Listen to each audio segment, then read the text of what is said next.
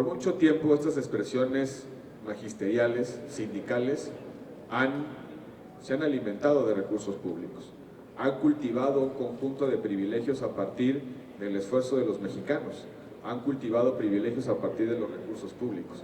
Precisamente eso explica el grado de resistencia y eso también explica de lo que han sido capaces. La reforma educativa trata de romper esos privilegios y por eso la reacción tan brutal que hemos visto por parte de estas expresiones sindicales. Están en juego sus privilegios, están en juego los recursos con los que han funcionado, los recursos con los que han colapsado la vida pública en estas entidades federativas, destacadamente en Oaxaca, en Michoacán y en el estado de Chiapas. Es precisamente lo que tenemos que atender y a lo que le tenemos que poner un punto final. Basta de los privilegios sindicales, empecemos a pensar en la educación de nuestros niños y jóvenes, empecemos a crear un modelo educativo que le dé futuro a esos niños y jóvenes. Basta de privilegios, basta de dinero público en el bolsillo de los líderes magisteriales y basta que con ese dinero público estén trastornando la vida de comunidades enteras, al extremo ya que están poniendo en riesgo la vida de muchos mexicanos que viven en esas entidades federativas. Y hay que recordar también que se trata de servidores públicos. Los profesores aglutinados en esos sindicatos o en la disidencia magisterial son servidores públicos y como tal están en posición de violar derechos humanos. La Comisión Nacional de Derechos Humanos debe intervenir con la condición que tienen. Son servidores públicos y están especialmente obligados frente a la ley y son posibles autores de violaciones graves a derechos humanos. Hay que empezar a responsabilizar a esos servidores públicos, a esos maestros que no quieren la aplicación de la reforma educativa, de lo que le pase a miles de familias y de personas que están en condición de vulnerabilidad y que el día de mañana están en una posibilidad de no tener ni siquiera para alimentar a sus hijos o atender un padecimiento de enfermedad. Senador, pero se debe tomar como una represalia por parte de estas organizaciones sociales que están apoyando a los maestros. Digo, luego de que ya no reciben ningún tipo de apoyo del gobierno de Oaxaca. Las inversiones que hace el Estado mexicano en organizaciones, las inversiones que hace el Estado mexicano en ciertos programas sociales deben tener una finalidad socialmente útil, deben responder a la necesidad de satisfacer necesidades básicas, alentar el crecimiento, alentar el desarrollo.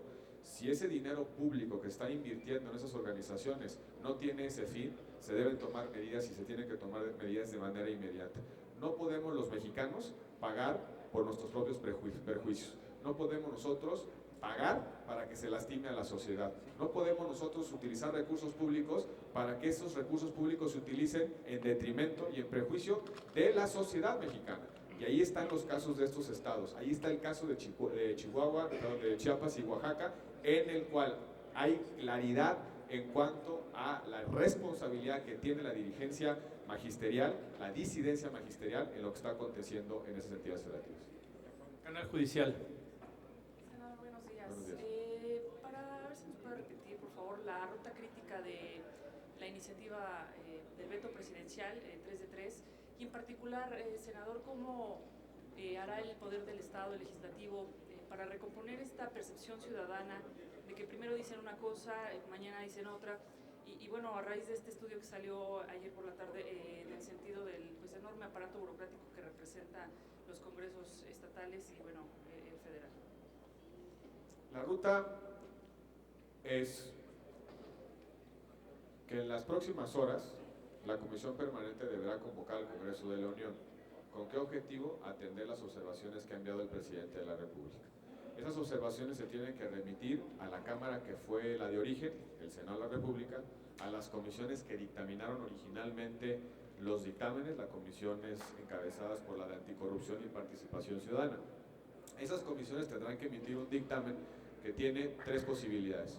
O el Congreso de la Unión insiste en el contenido original aprobado, el Congreso de la Unión atiende y se allana a las modificaciones enviadas por el Presidente de la República, o el Congreso de la Unión genera un equilibrio distinto, una nueva redacción, unos nuevos contenidos, y esos contenidos pasan por la aprobación del Congreso de la Unión. Son las tres posibilidades que tenemos.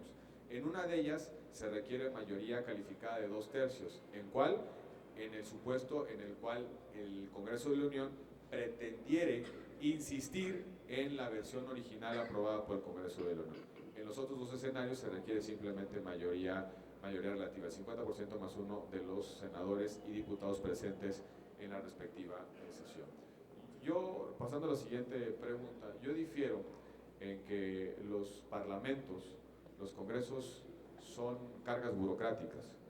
Es la representación popular que se encarga, entre otras cosas, de hacer la ley, pero también de controlar al poder. Por supuesto que tenemos que hacer un esfuerzo importante por eficientar el gasto, por hacer más con menos, por reducir nuestro gasto operativo, pero no podemos llevar el argumento al extremo de pensar que podemos prescindir de los parlamentos y que son gastos absolutamente superfluos o innecesarios. Ahí se ha sembrado en buena medida el argumento autoritario de desprendernos de ciertas instituciones a propósito del costo.